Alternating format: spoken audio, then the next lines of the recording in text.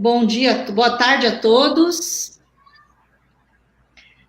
Estamos no ar pelo site do PPG-Com Eco, PPG-Com Comunicação e Poder, programa de pós-graduação da Universidade Federal de Mato Grosso, dando sequência a esta coleção de lives que faz parte da disciplina do nosso programa de mestrado. Hoje temos conosco o Dr. Paulo Roberto Prado Constantino, que pertence à Unidade de Pós-Graduação e Pesquisa do Centro Paula Souza, que é um instituto de pesquisa vinculado ao governo do estado de São Paulo. Dr. Paulo tem formação em educação, também é músico, professor e pai do Rafael. Boa tarde, Paulo, como você está? Olá, professor André, boa tarde. Estou muito bem. Prazer falar com você e com as pessoas que vão nos assistir hoje, vão conversar e debater um pouco sobre esse filme. Muito bom estar aqui com vocês hoje. A proposta de hoje é uma análise fílmica do filme O Palhaço Triste, Coringa, né? Esse é o título que nós demos para a live. O Palhaço Triste, análise fílmica do Coringa. Filme que foi produzido e estreado em 2019, no ano passado.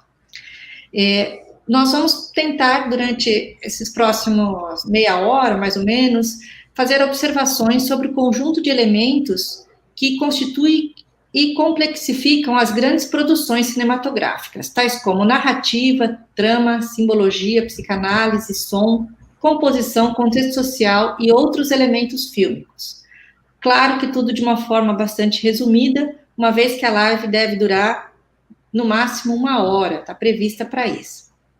Então, sem mais delongas, vou passar a palavra para o professor Paulo, que vai começar a exposição. Fique à vontade, professor. Muito bem, muito boa noite. Então, essa nossa exposição breve sobre o filme Coringa, ela tem início, na verdade, numa série de observações que nós já vimos apontando em outros contextos aqui, em cursos e em análises de filmes e de séries televisivas, que foi o motivo pelo qual eu e a Andréia entramos em contato também.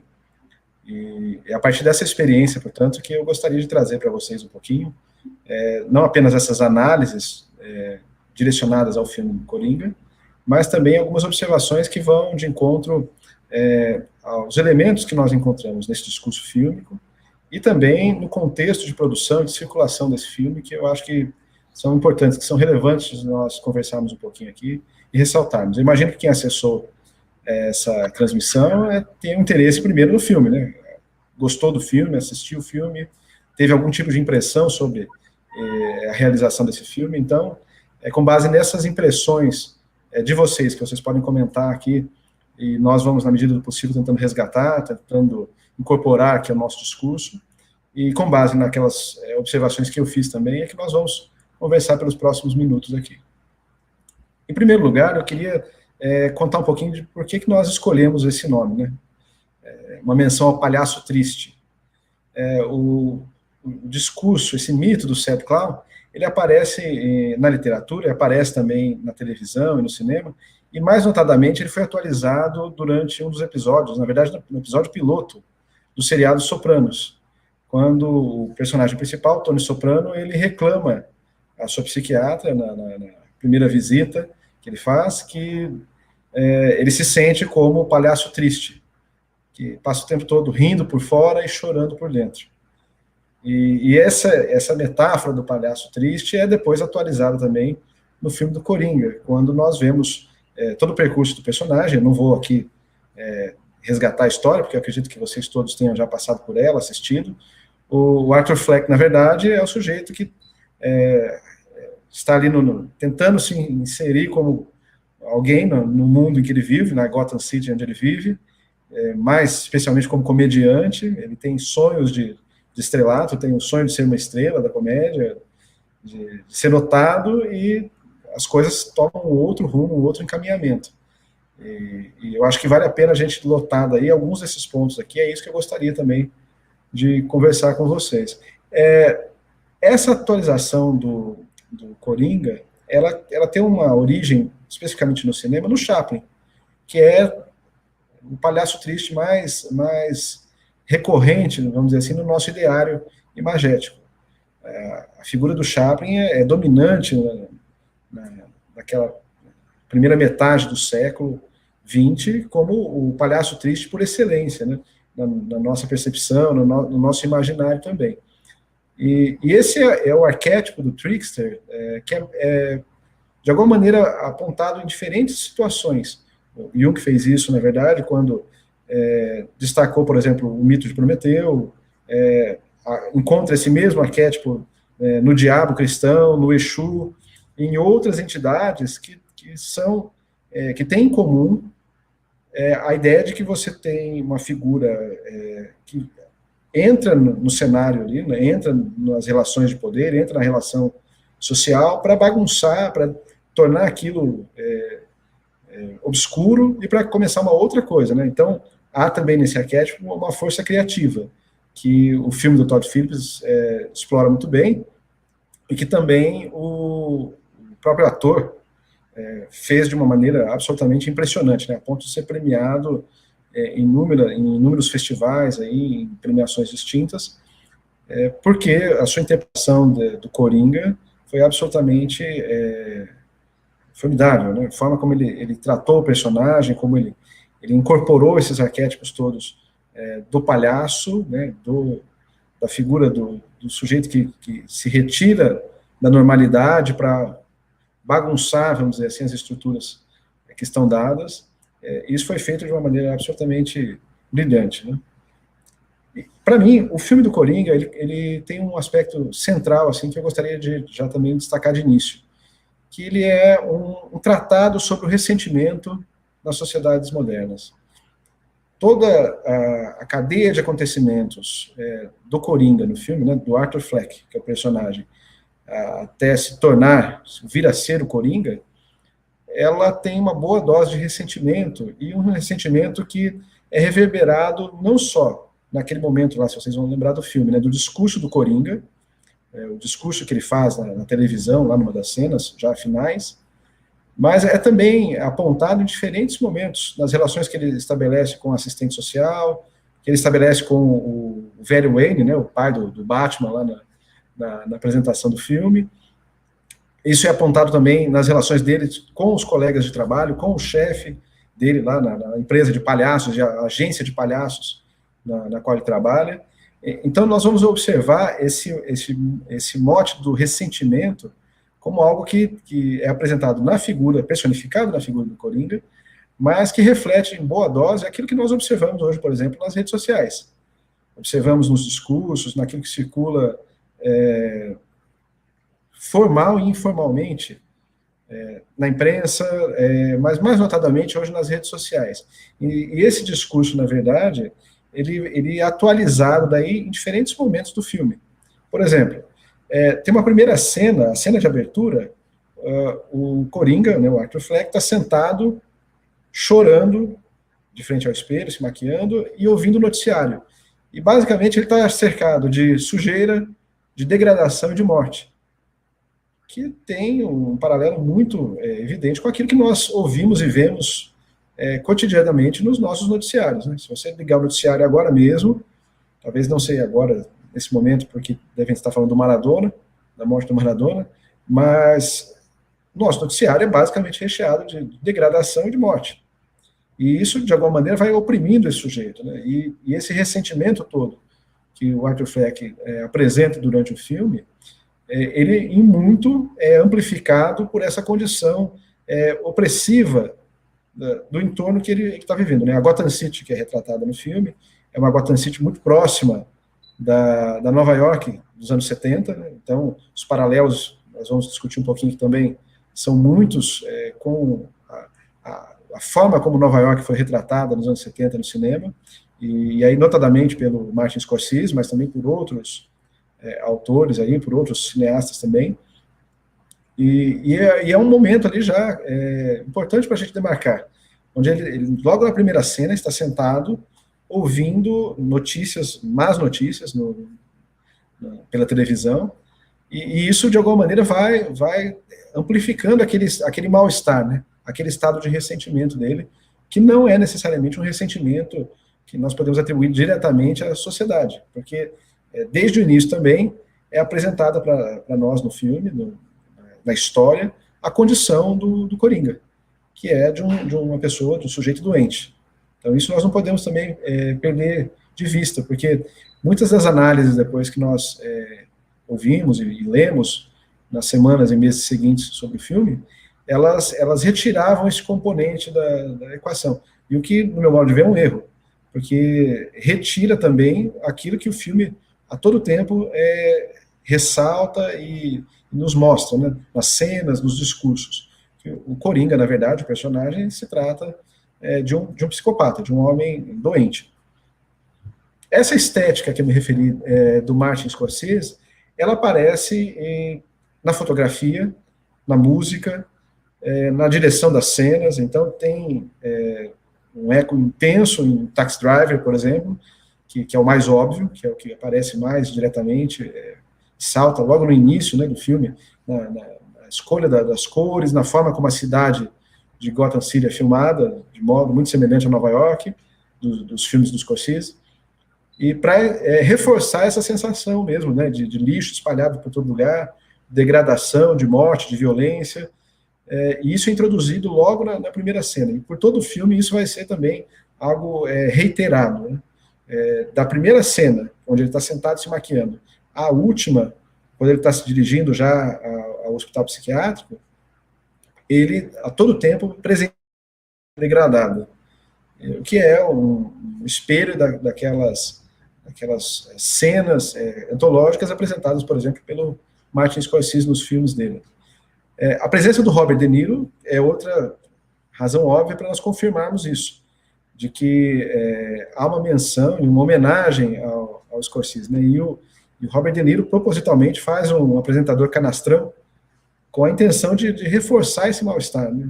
Esse mal-estar do personagem Coringa, a todo tempo ali sendo destacado para a gente na tela. Outra coisa que eu queria apresentar também para vocês, estou tentando lançar linhas aqui para poder depois discutir não apenas com o André, mas também com vocês que queiram postar aqui também e conversar pelos comentários. Uma outra linha que eu acho importante a gente perseguir é o paralelo que esse filme estabelece com um filme de meio século atrás, que é o Laranja Mecânica, do Stanley Kubrick. As críticas que foram feitas ao Laranja Mecânica, por ocasião do seu lançamento, foram muito semelhantes às que foram encontradas depois no lançamento do Coringa.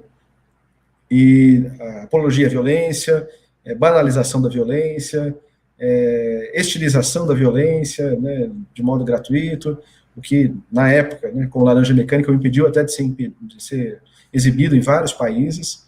Então, há toda uma movimentação para que o filme fosse censurado na ocasião, mesmo sendo oriundo de um livro já conhecido do Anthony Burgess e tudo mais.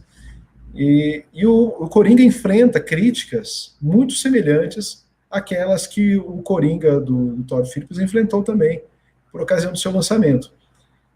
E o Laranja Mecânica foi uma obra premonitória, porque, de alguma maneira, apresentava lá, 50 anos atrás, esse culto à personalidade, ao niilismo e ao individualismo de maneira exacerbada, né? Colocava esse discurso na boca de um jovem delinquente, né, do drug lá do Alex, mas isso também aparece da mesma maneira no filme do Coringa. E agora não com um jovem delinquente, mas com um sujeito mentalmente desequilibrado e que se torna delinquente também igualmente. E isso vem, de alguma maneira, espelhar uma série de relações depois que vão se agrupando em torno desses personagens. Por exemplo, no Laranja Mecânica, você tem a figura do governo, a figura da família, a figura dos colegas de gangue do Alex, a todo momento reforçando o absurdo daquela situação em que ele vivia. Ora concordando com ele, ora discordando, mas a presença de todos esses personagens reforçava sempre esse absurdo. E no caso do filme do Coringa, você tem o próprio Coringa manifestando a sua indignação com esse absurdo, quando ele, por exemplo, se encontra com aquele que ele acha que seria o pai dele, né, o milionário Wayne, né, que seria também o pai do Batman, na realidade, do Bruce Wayne, e ele encontra o milionário Wayne no banheiro e ele fica indignado. Como assim? Ninguém pode me tratar bem, né? Ele fala em algum momento lá que ele confronta o sujeito perguntando isso, olha, todo mundo tem que ser rude comigo? Todo mundo tem que me maltratar? Todo mundo tem que me bater, me agredir de alguma maneira?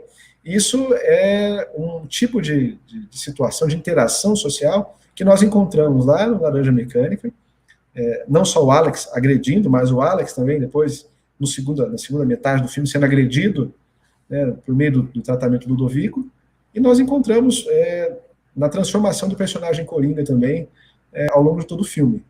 Então, esse é um paralelo que eu considero relevante também para nós fazermos de início, e que eu gostaria que vocês, quando revisitassem esses filmes, quando assistissem novamente Coringa, assistissem o próprio Laranja Mecânica, tentassem identificar como existem coisas em comum entre essas duas obras, né, essas duas obras de arte, na verdade.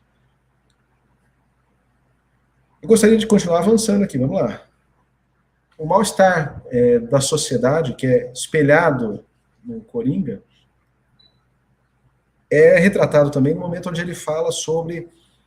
ele fala com o assistente social dele, sobre a situação que o mundo se encontra. Ele pergunta, né, para o assistente social dele, é impressão minha ou esse mundo está ficando cada vez mais louco, né? São os meus remédios que estão acabando ou esse mundo está realmente ficando mais louco? E ali se cria, no meu modo de ver, o primeiro ponto de empatia do Coringa, do personagem Coringa, com o espectador. Ali é o primeiro momento do filme, né? Já é a segunda cena, na verdade, a segunda sequência, mas ali se cria o primeiro ponto de empatia do Coringa com os seus espectadores. Oi, André, pois não. Não estou te ouvindo.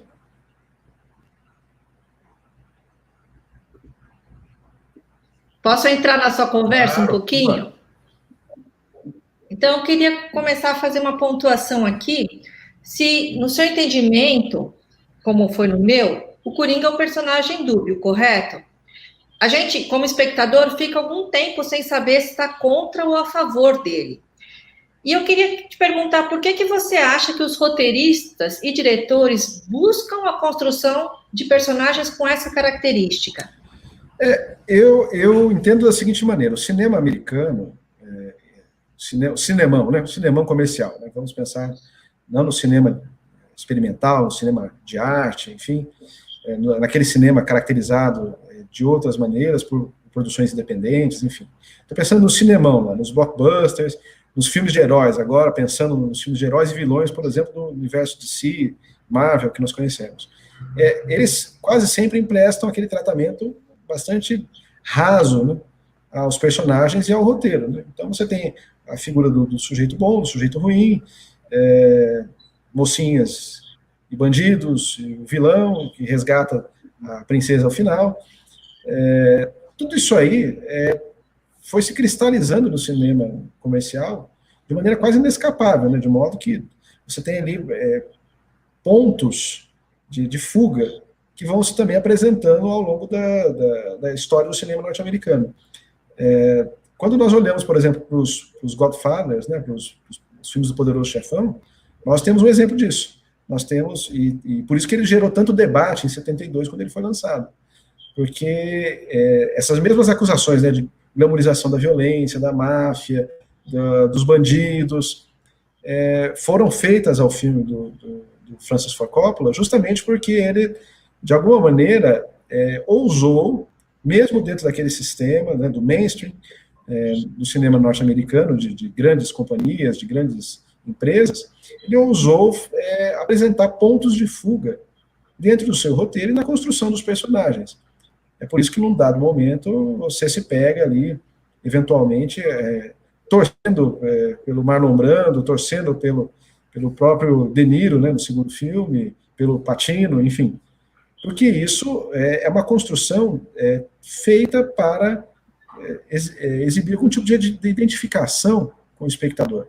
Porque esses personagens, apesar de toda a sua violência, e no caso do Coringa, que nós estamos falando aqui, da sua loucura, né, ele é um psicopata, ele preserva características humanas. E são essas características humanas que os roteiristas exploram daí intensamente, exacerbam isso no roteiro, em alguns pontos, de modo a gerar essa empatia, né, essa identificação com o espectador. E aí é óbvio, você não se identifica necessariamente com a psicopatia do Coringa, mas se identifica com todos os temores que apresenta no filme, se identifica com a sensação de opressão por viver numa grande cidade suja, mal cuidada, violenta, o que aqui no Brasil é o caso de muitas cidades, né, onde nós vivemos, né, especialmente quem vive nas grandes cidades.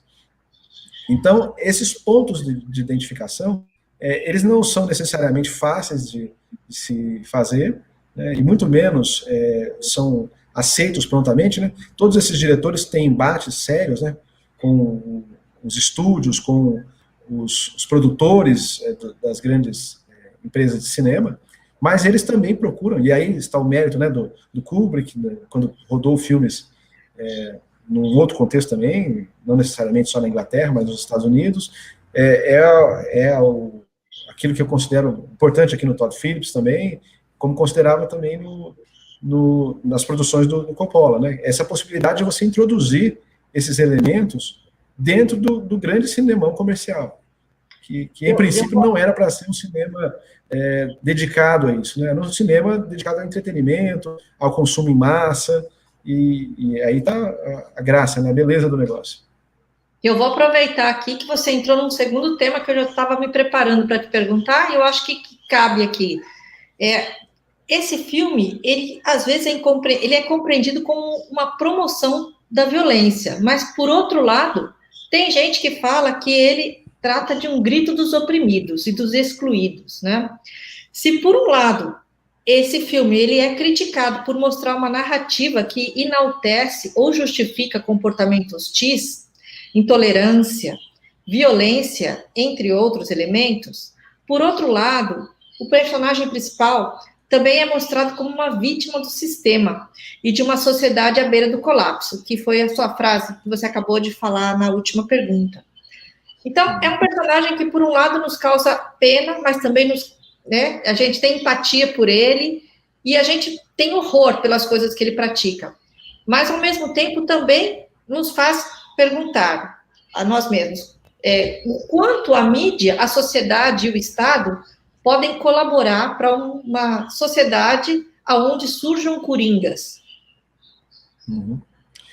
Como eu disse, Andréia, foi uma armadilha de vários críticos que eu li à época e li depois, mais tarde também, meses depois do lançamento do filme, ter associado o filme unicamente a esse componente da luta de classes. Isso é fortemente sugerido no filme. A primeira passagem onde isso é sugerido é quando acabando de cometer o seu primeiro assassinato, né, o Arthur Fleck cometendo o seu primeiro assassinato, ele mata 3 caras dentro do metrô, que tentaram agredi-lo, tá? Estavam agredindo uma outra mulher também, então ele tentou defender a mulher, mas ao mesmo tempo se defender, ele acaba matando 3 sujeitos aí a sangue frio ali, e a queima-roupa. E ele escuta uma entrevista do milionário Wayne, depois na televisão, reclamando justamente das pessoas de classes inferiores ao próprio Wayne, né, que seria um sujeito rico, abastado, e reclamando, portanto, que essas pessoas estariam simplesmente expressando a sua inveja, matando a classe superior mais rica.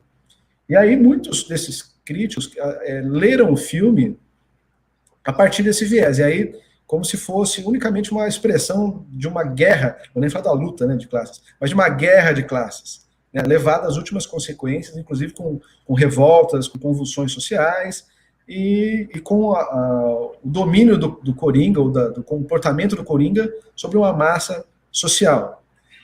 Essa é uma leitura que eu acho que ela não pode ser feita de modo extensivo, porque desde o início do filme, o Coringa nos é apresentado, como eu disse, logo na segunda cena, já há essa menção, como um sujeito mentalmente desequilibrado. Ele é um sujeito doente.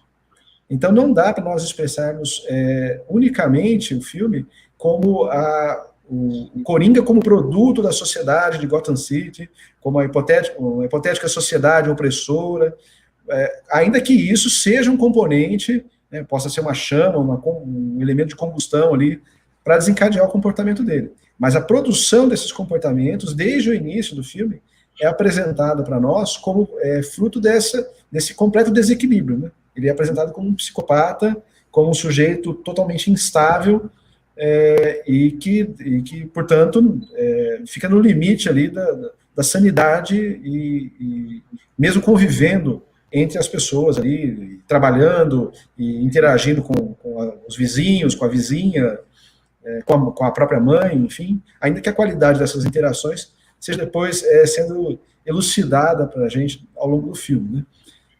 Essa perspectiva, para mim, portanto, ela não se apresenta no filme de maneira que a gente possa falar assim, não, o filme defende isso, porque não defende, justamente porque a chave para nós entendermos esse percurso do Arthur Fleck está no fato de que desde a segunda cena, na verdade, até a última do filme, ele é apresentado como um homem doente, um homem mentalmente doente.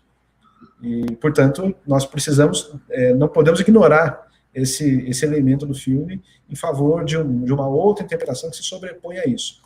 Outras interpretações também que eu li sobre o filme e que pessoas colocaram em sites, em blogs, enfim, circulou por aí esse tipo de discurso, é de que o filme do Coringa, na verdade, seria como um sonho de Brahma, da mitologia hindu. Então, todo o filme seria um sonho, um delírio do Coringa, que nada daquilo teria acontecido. Quando, na verdade, também existem vários indicativos desde o começo que aquele percurso, né, do Coringa no filme é um percurso que teria ocorrido, ficcionalmente, óbvio, mas de modo real na história. Então, não foi um sonho, né, não foi um delírio da mente dele. Apesar de que, em alguns momentos, ele se apresenta delirando. Como nos momentos onde ele encontra a vizinha e logo após cometer o assassinato dos 3 caras, né, ele chuta a porta da vizinha e agarra ela à força e dá um beijo apaixonado nela e ela corresponde.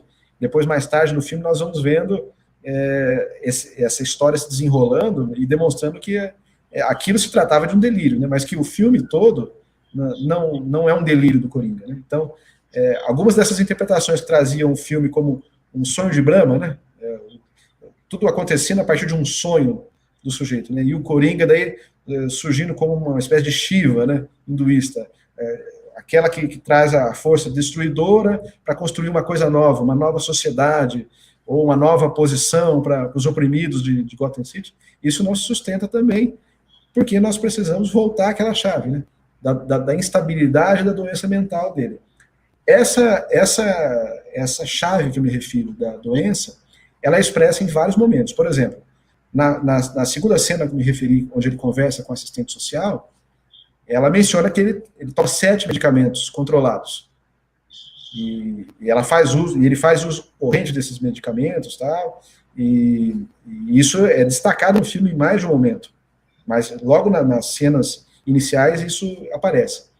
Segundo, porque o Coringa ele é apresentado, né, o percurso do Arthur Fleck é apresentado exatamente de modo análogo àquilo que nós conhecemos na literatura sobre os assassinos em série, os psicopatas assassinos em série, que é o histórico de abuso parental, o histórico de violência familiar, no caso da mãe, né, contra o menino Arthur Fleck, onde amarrá-lo e surrá-lo, amarrado a um radiador no apartamento, o abandono parental, que também é uma característica que está presente nesses indivíduos, né, serial killers. Outra coisa que a gente pode notar também, em vários momentos do filme, ele manipula um caderninho de piadas. Quando ele está à frente da assistente social, quando ele está conversando com o Robert De Niro, apresentador do programa que ele frequenta lá no final já do filme. E é curioso nós notarmos, se você fizer esse exercício, nós não vamos fazer aqui por razões autorais e tudo mais, para que a live também não seja derrubada aqui, mas vocês podem procurar depois lá essa cena, onde ele está manipulando o caderninho dele de piadas, e o caderninho é um amontoado de rabiscos e de coisas sem sentido. Mas se você frisar e for quadro a quadro, você vai ver ali, muito rapidamente, passando nas cenas, colagens de imagem de bondage e de violência, que são uma característica típica dos serial killers, que é o associar, desde a infância, o prazer sexual, o prazer obtido nessas situações de estrangulamento, de enforcamento, de violência, de morte, ao prazer sexual. E isso aparece nos caderninhos do Coringa, que ele folheia muito rapidamente, que você vai poder observar frisando ali, quadro a quadro, alguns daqueles momentos. Isso vocês também vão poder notar como uma construção do personagem como um psicopata. Portanto, nós não estamos falando de alguém simplesmente que está vivendo uma condição social adversa, alguém que está sendo simplesmente oprimido. Nós estamos falando de alguém que tem traços e que são delineados no filme de psicopatia. E isso é exposto nesses diferentes momentos. Por exemplo, quando ele folheia o caderninho e muito subliminarmente ali nós encontramos essa informação do Coringa com imagens eróticas e com imagens de violência, de bondejo, por exemplo, que são associadas, né? Quem já soube, por exemplo, da história do BTK, do assassino BTK, do maníaco do parque, de outros assassinos em série, eles têm na literatura essa correspondência. Outra coisa também que dá um sinal importante disso para a gente, antes de nós passarmos novamente aí para as tuas indagações, André, ele se apresenta num bar de comédia que tem o nome do John Wayne Gacy, que era aquele palhaço assassino de crianças na vida real, né, nos Estados Unidos. John Wayne Gacy era o palhaço Pogo. Esse era o nome dele de palhaçada. E quando ele vai para o bar de comédia se apresentar, o Arthur Fleck se apresenta num bar que tem como nome Pogo, uma referência direta ao psicopata John Wayne Gacy, que era o palhaço assassino de crianças. Interessante. Vou dar sequência aqui nas perguntas que estão chegando. Talvez eu não fale nas mesmas ordens que elas vêm aparecendo só por uma questão de organização. Sem problema. Mas vamos passando, então. Para a pergunta do professor Vinícius, que ele está aí na sua tela. Você está conseguindo enxergar? Sim. Estou chegando. Você quer ler a pergunta? Eu leio aqui, né? Bom, vocês estão lendo aqui também na tela e tal. Mas quando ele fez esse paralelo com a paleta de cores, as cores do Laranja Mecânica, elas têm uma paleta, assim, em alguns momentos, bastante exageradas nos tons coloridos, né? No filme do Coringa, isso aparece mais notadamente nos trajes dele. A paleta do filme do Coringa, eu acho que se aproxima muito mais do Scorsese e dos Taxi Driver, do Toro Indomado e até dos filmes tardios, né, do Scorsese, do que em relação ao Laranja Mecânica. Mas o elemento mais próximo para mim aqui estaria na construção dos personagens. E a paleta de cores, talvez da primeira metade do Laranja Mecânica, onde ele se apresenta nos lugares mais obscuros ali, a gente encontra esse paralelo mais evidente.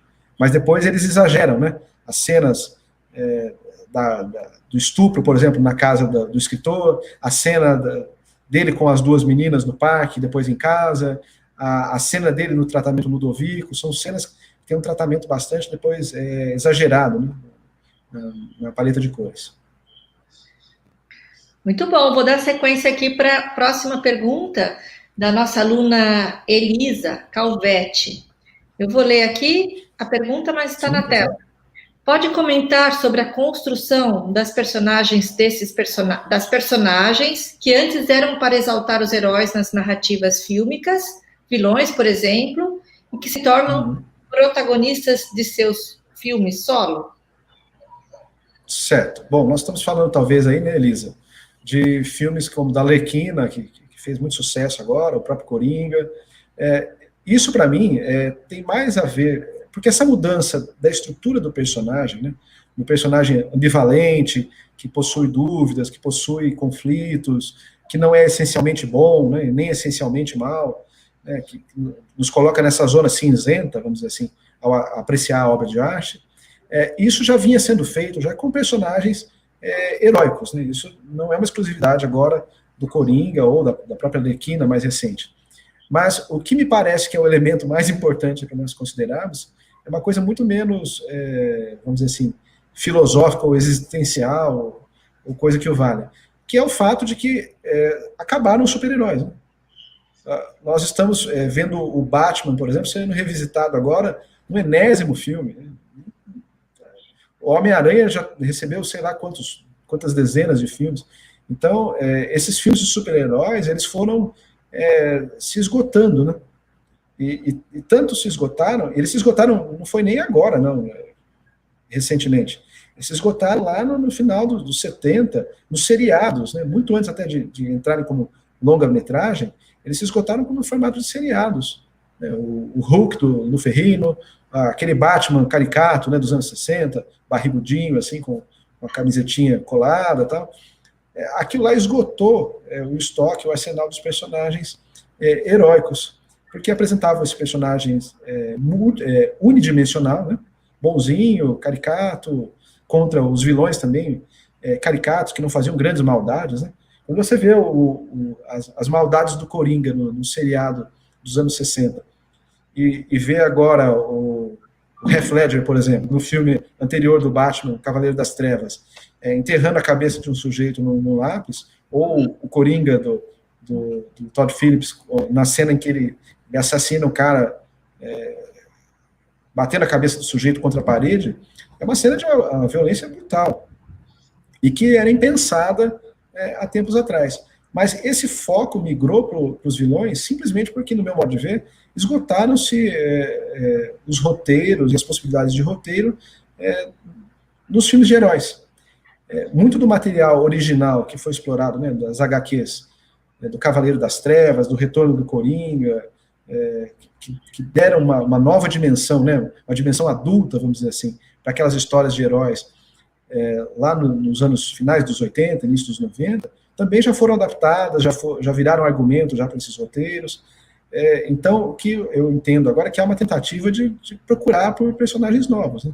E aí os caras começam a trazer coisas, sabe, sei lá de onde, né? Filme do Deadpool, filme dos vilões, aquele filme que fizeram com os vilões lá, que Jared Leto fazendo um Coringa absolutamente ridículo, assim, enfim.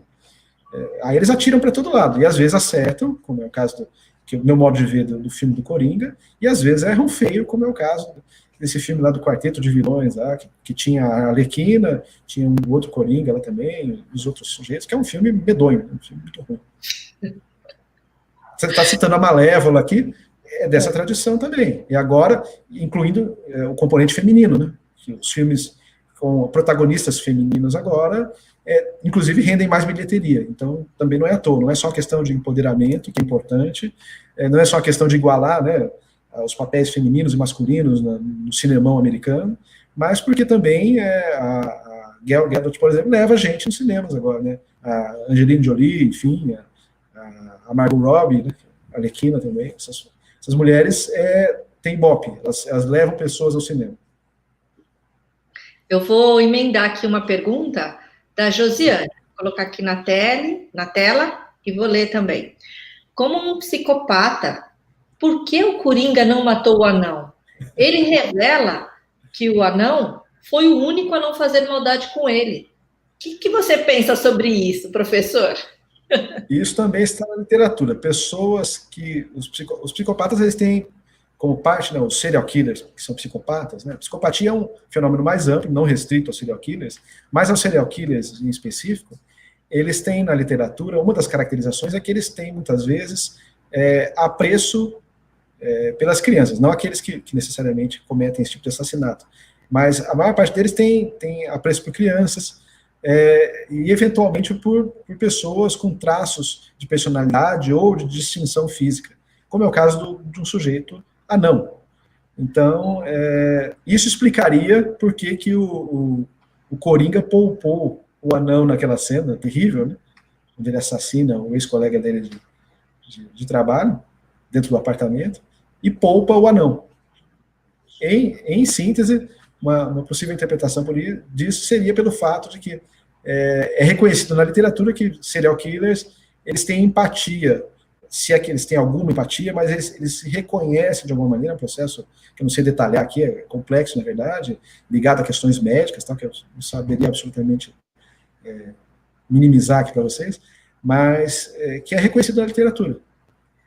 E isso, você pega aqui no filme do Coringa, e pega lá, eu comecei, né, falando do palhaço triste, né, do Sad Clown, que é a fala do Tony Soprano, do seriado Sopranos, e também na última temporada do seriado dos Sopranos, a psiquiatra do Tony Soprano tem esse recebe essa revelação ao ler um artigo científico. Ela, deitada na cama, lê um artigo científico contando tudo aquilo que ela viu durante 5, 6 anos de análise com o Tony Soprano no consultório dela, está descrito num estudo científico real, que é citado no filme como a leitura dela. Então, vamos emendar aqui a pergunta do Pedro Augusto. O Pedro Augusto, ele pergunta, como que você vê o elemento racial, no caso, a branquitude no filme? Seria possível estabelecer paralelo entre o Coringa e um ressentimento branco apontado em eleitores de Trump, por exemplo? Olha, Pedro, eu não saberia te dizer se há um ressentimento branco, necessariamente de eleitores. Há um conflito racial claro nos Estados Unidos, que eu realmente não saberia te dizer se é exclusivamente problema dos eleitores do Trump. Eu tendo a dizer para você que não seria exclusividade deles, porque é um problema estrutural. Eles têm, historicamente, isso muito antes até do Trump nascer. Então, e isso acontece no Brasil também, tá? Nós estamos agora acompanhando recentemente aí os desdobramentos terríveis, né, de situações também que envolvem, em última análise, um conflito de natureza racial. Então, isso é sugerido no filme, você está certo nesse aspecto, Pedro, porque nas duas cenas em que o Coringa está, de alguma maneira, reclamando dessa situação com as suas assistentes sociais, no início do filme e ao final do filme, as duas assistentes sociais são negras. E a primeira assistente social, né, que está se despedindo dele, dizendo que, olha, acabou, né, o governo fechou o tratamento psiquiátrico aqui, você não vai ser mais atendido. E aí ela emenda dizendo para ele o seguinte, olha, ninguém liga para você.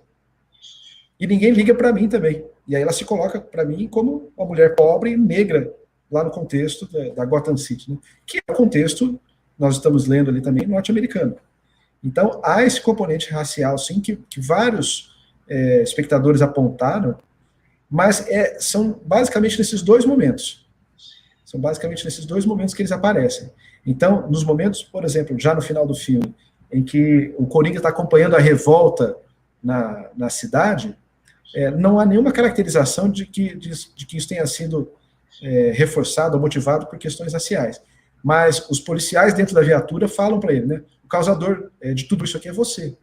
Então, devolvem para ele a culpa, devolvem para o desequilibrado, para o mentalmente instável, a culpa por todo um cenário desfavorável na sociedade ali que eles estão vivendo.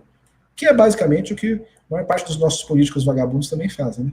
Atribuem sempre a culpa a um terceiro, não necessariamente ao mentalmente desequilibrado, mas a qualquer outra pessoa que esteja ao alcance deles ali para receber a culpa.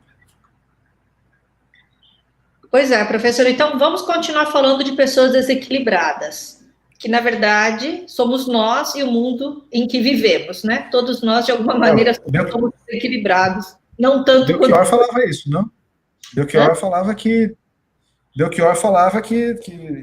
ao cantar lá na fotografia 3x4, ele estava contando a história de alguém que viveu, né, violento, apaixonado, como eu e como você, né? Pois é. O refrão, coro da música é esse. Belchior tinha razão nisso. Pois o personagem principal, Fleck, ele é claramente um sujeito alienado da realidade. Ele tem algum desajuste mental que o faz rir descontroladamente quando está nervoso. E, contra isso, ele carrega um cartão onde ele explica a situação, quando ele não consegue parar de rir.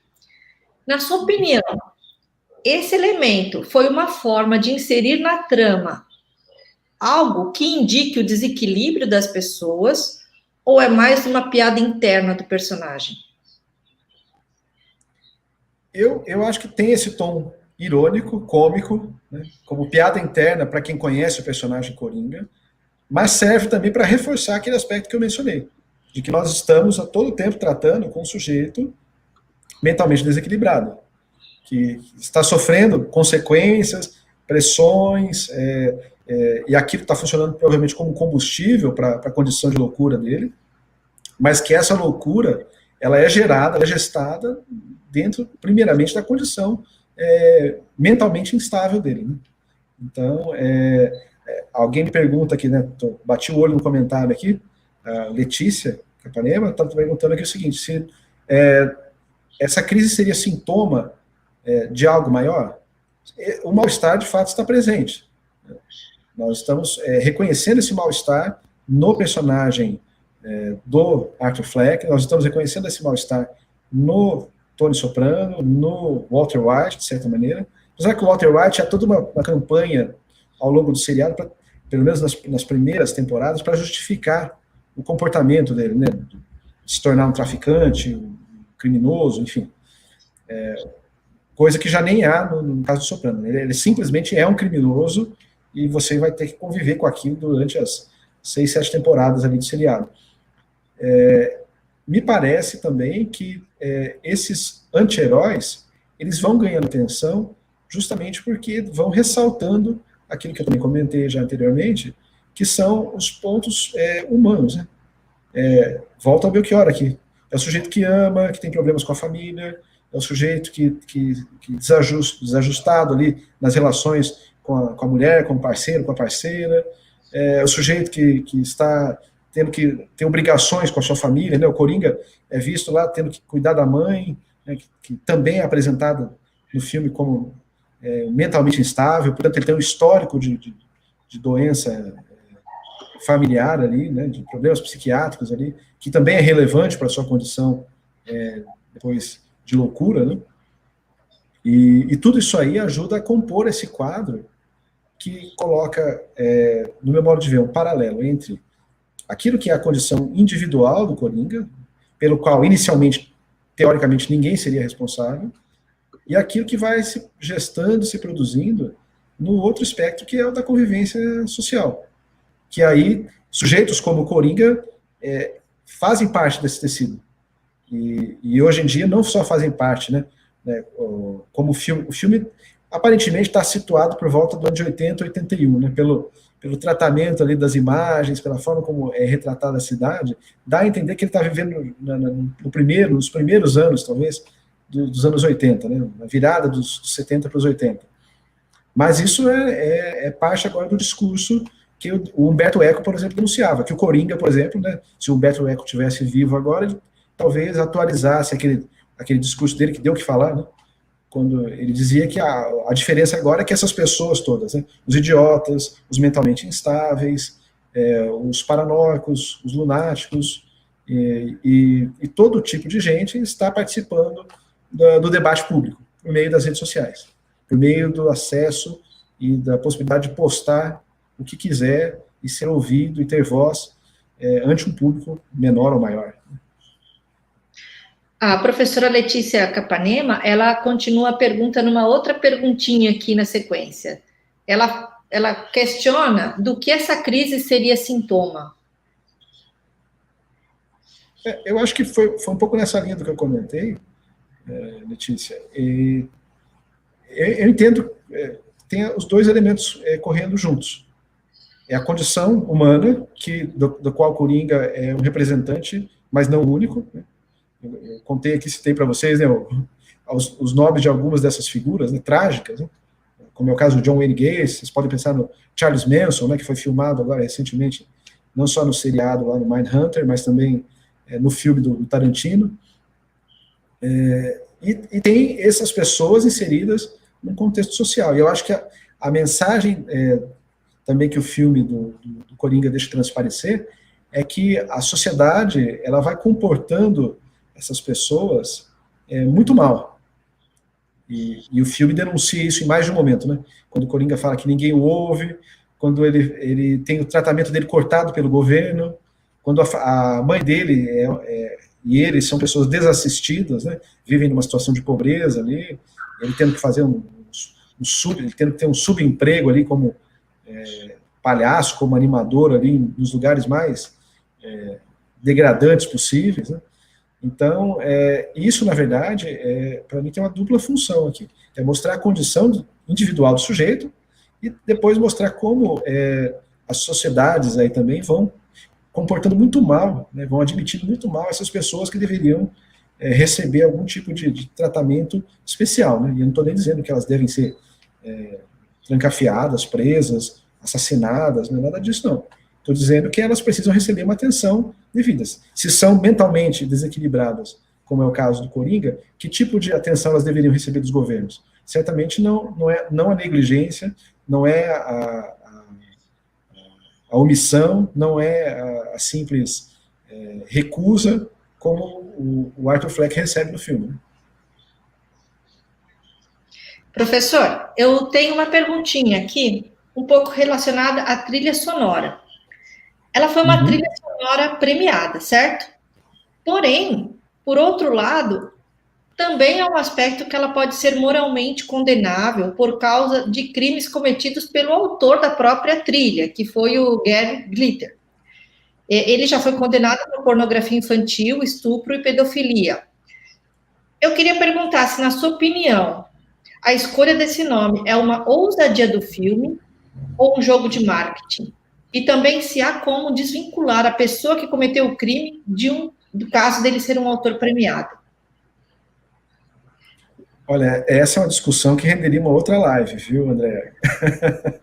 Porque você levantou uma série de problemas aí, de situações que são realmente assim espinhosas e que qualquer coisa que eu diga agora aqui pode levar vocês para 2 ou 3 lugares completamente distintos aqui nesse debate.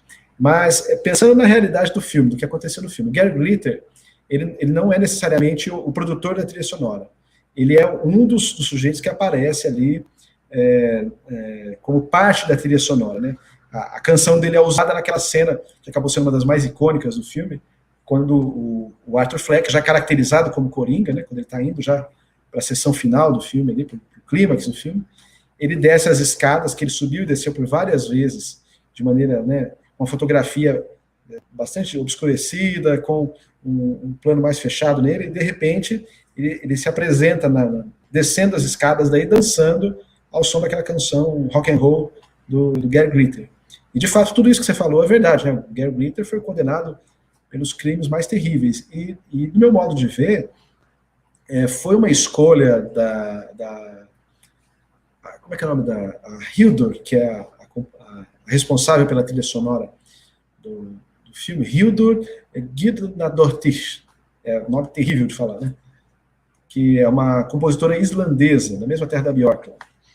E a Hildur, ela fez, entre outras coisas, uma seleção bastante centrada no discurso das letras, né? Aquilo que ela não foi composição dela. Vamos separar por partes primeiro. Aquilo que foi composição dela, vocês vão ouvir no filme, toda vez quando o Arthur Fleck começa a apresentar sinais de psicopatia, entra também uma melodia, um tipo de tema.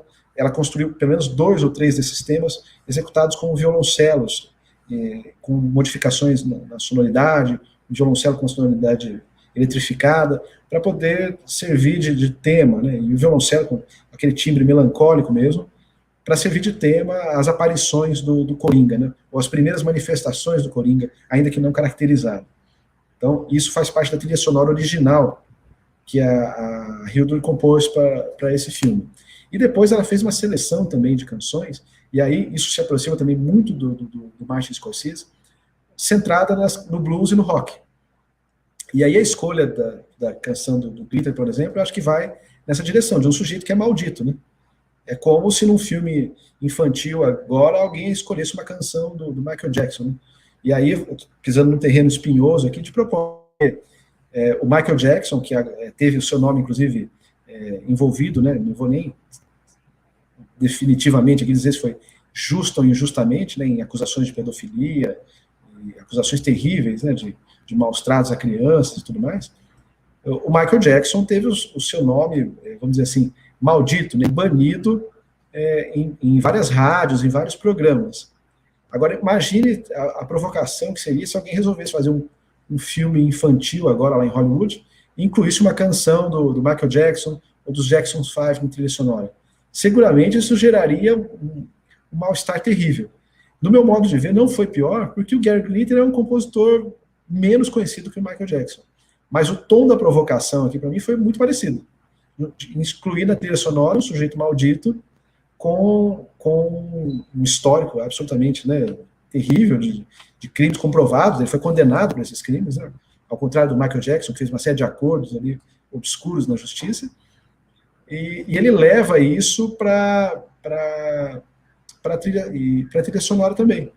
Quando o Todd Phillips, junto com a Hildur, escolhem canções como White Room, do Cream, a cena em que ele sai do estúdio de televisão para ir para a sua prisão, né? Ele está dentro da viatura assistindo a cidade, né, em chamas, e ao fundo está tocando, né? Ao fundo não, né?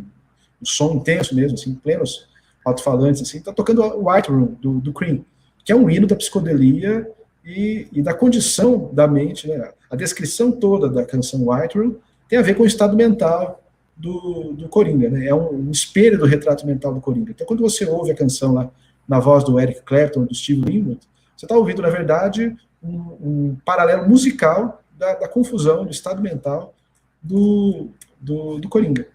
E isso depois, imediatamente, é encadeado, de maneira brilhante, a uma cena onde ele está no quarto branco, né? Dentro do hospital do asilo de Arkham. E aí tem Frank Sinatra, Send the Clowns, que é uma canção também, que tem não apenas a interpretação óbvia, né, que entrem os palhaços, né, e a história, Minha Vida é um Carnaval, meu nome é Carnaval, que é uma das canções também que aparecem no filme, e aí tem outras implicações que nós não vamos nem entrar agora aqui, porque senão a discussão vai longe.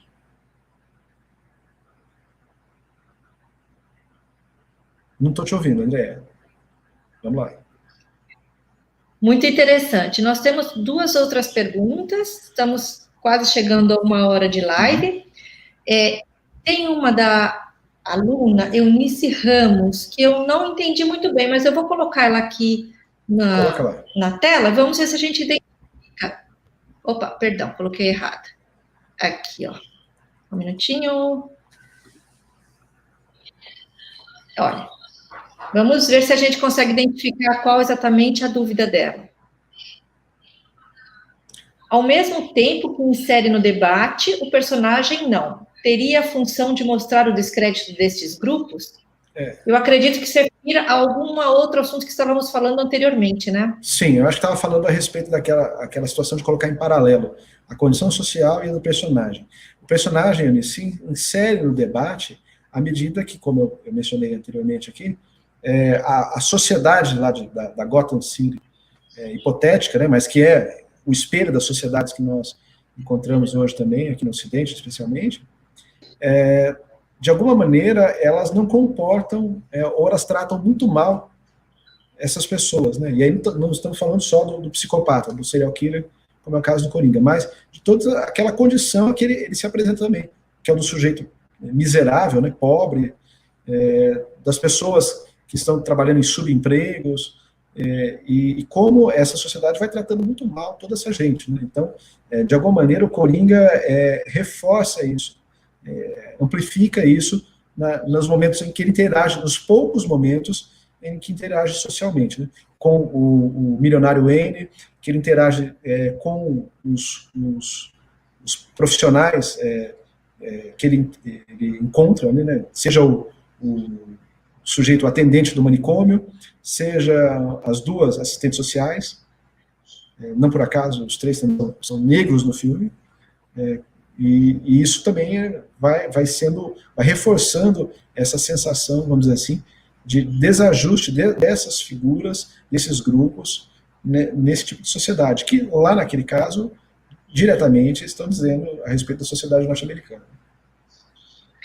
Vamos agora a uma outra pergunta do professor Vinícius. Ele diz: o Coringa é um personagem complexo, mas cuja história, me parece, nunca antes foi devidamente exposta.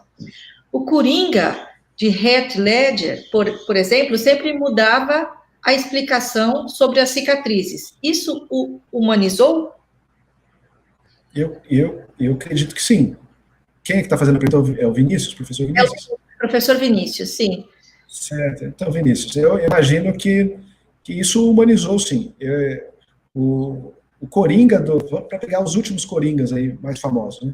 O Coringa do Jack Nicholson, por exemplo, de 89, é um Coringa de histórias em quadrinhos, né? Das décadas de 60, 70, né? Que é aquele Coringa caricato, é o Coringa que, apesar de no filme ele cometer assassinatos, ele queimar a mulher com o spray dele lá, ácido, enfim.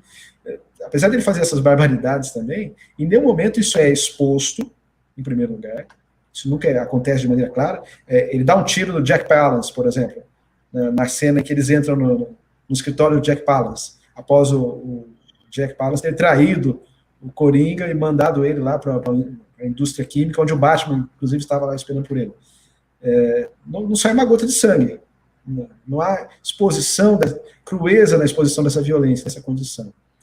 E o Coringa do Heath Ledger também, ele é tratado de forma tão insana pelo Heath Ledger no filme, uma apresentação que muitos consideravam definitiva já, né, do Coringa, que não achavam que existia uma possibilidade de avançar sobre o personagem. E a interpretação mais recente vai justamente nessa direção de resgatar esses aspectos humanos. Né? E é por isso também que é tão assustador, né? É por isso que gera esse mal-estar tão grande em quem assiste. Não é um filme que você assiste na sessão da tarde. Eu me lembro, eu contei essa experiência, acho que já para a Andréa, na ocasião. Eu tive a oportunidade de assistir o Coringa numa tarde, entre um trabalho e outro. Eu tinha participado de uma banca e ia entrar para ministrar uma aula no período da noite. Nesse intervalo, eu estava na cidade, tinha um tempo livre, estava passando Coringa, falei, vou aproveitar e vou assistir o filme. Entrei numa sala de cinema sozinho, sentei, tinha acho que eu e depois mais uma pessoa mais adiante, assim, e fiquei praticamente sozinho na sala. E quando eu saí da sala, após terminar a sessão, eu saí com aquela mesma sensação de náusea que o ator apresenta pra gente no filme, sabe?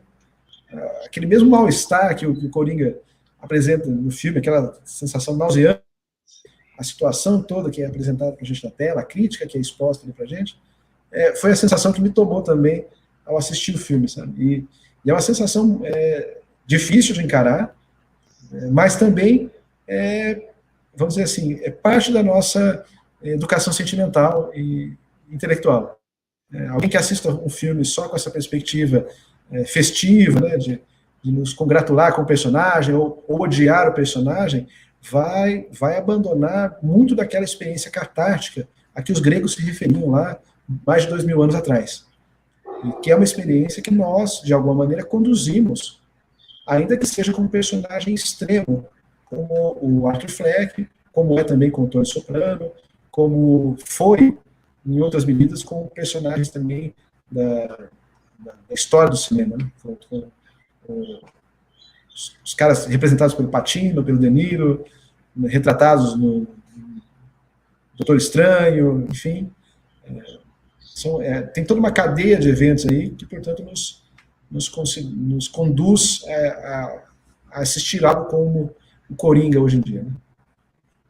Bom, estamos praticamente chegando no fim da nossa aula de hoje. Eu tenho uma última pergunta para a qual eu gostaria de encerrar como pergunta final e deixando depois em aberto para suas considerações finais, professor Paulo, que é o seguinte: o cinema é uma arte complicada. Ou complicada somos nós, pessoas e a sociedade? Diante das críticas negativas sobre o filme, que acusou o filme de incitar a violência, o diretor Todd Phillips declarou: para mim, a arte pode ser complicada. E, às vezes, a arte é feita para ser complicada. Se você quer arte descomplicada, talvez você deva ir a aulas de caligrafia. Mas fazer cinema é sempre uma arte complicada. Então, professor, eu gostaria de perguntar o seu comentário final sobre essa declaração. Bom, a declaração do Todd Phillips acho que ecoa em muito aquilo que nós conversamos aqui e o que eu mencionei aqui nessa conversa. Volto aqui, portanto, a fazer o paralelo com o Palhaço Triste. Tem uma cena na 6ª temporada, no 8º episódio, se eu não me engano, dos Sopranos, em que o personagem principal, Tony Soprano, ele tem um filho adolescente, e esse filho adolescente, o Tony Soprano, que é o protagonista, ele sofre um atentado, ele, né, criminoso, mafioso, assassino, adúltero, não sei, um sujeito, assim, com todos os predicados, assim, para a vilania que você possa imaginar, ele sofre um atentado de um tio velho dele, demente, já, um tio velho que está sofrendo de demência. E o filho dele, adolescente, resolve se vingar do tio-avô dele, tentando assassiná-lo dentro do internato. E aí a cena é basicamente essa. O Tony Soprano encontra o filho, já na delegacia de polícia, vai lá buscar o menino, libera o menino lá, sem acusações, sem nada, faz um agrado ali para os policiais, e ele começa a dar uma dura no moleque, né? Começa a dar uma briga ali com ele. E o menino fala para ele assim, pai, mas o senhor é um grande, chorando, né? O senhor é um grande hipócrita.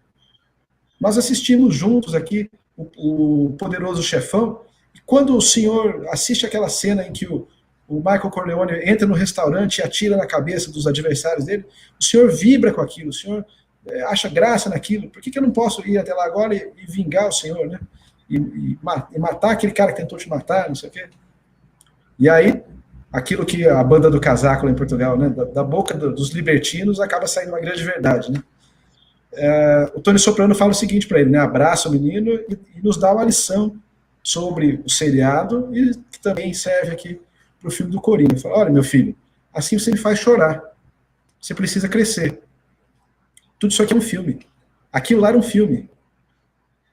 Aquilo não é realidade. Aquilo é um filme. Cresça. Então, se você fizer essa leitura do filme do Coringa também, sem essa chave da catarse, de espelhar as relações, especialmente de um homem doente, você corre o risco de ser advertido por Festo, né? Lembra da advertência de Festo para o Paulo, né? Advertência, o governador lá, o sujeito da província lá, advertindo o então apóstolo Paulo, fala para Paulo, Paulo, suas observações são muito interessantes, mas as muitas letras estão te deixando louco.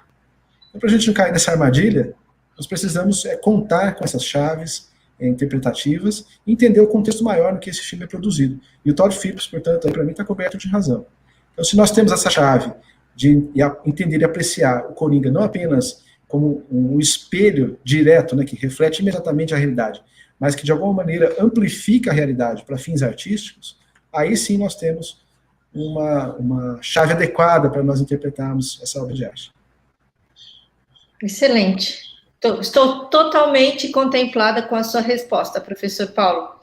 Eu gostei muito, eu acredito que os nossos alunos, todos os assistentes dessa palestra também desfrutaram como eu.